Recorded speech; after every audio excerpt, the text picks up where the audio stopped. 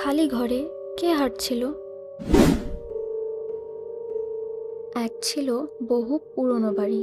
সেই বাড়িতে আমি একাই থাকতাম। একটা ঘর ছিল ওই বাড়িতে, যা সবসময় তালাবদ্ধ থাকতো। রাতে ঘুমাতে গেলে সেখান থেকে নুপুরের আওয়াজ আসতো। মনে হতো কেউ যেন হাঁটছে, এদিক ওদিক দৌড়াচ্ছে। এক রাতে সাহস করে দরজার সামনে গেলাম।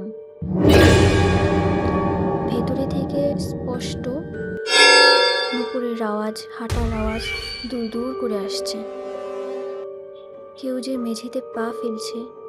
আমি চিৎকার করে দরজা খুললাম। ঘরটা একদম খালি, কিন্তু মেঝেতে পায়ের ছাপ, যা ধীরে ধীরে আমার দিকে এগোচ্ছিল। আমি চিৎকার দিয়ে সরে গেলাম। এরপর থেকে আর কখনো আমি বাড়িতে থাকিনি। কারণ কিছু ঘর খালি দেখালেও আসলে তা খালি থাকে না, থাকে শুধু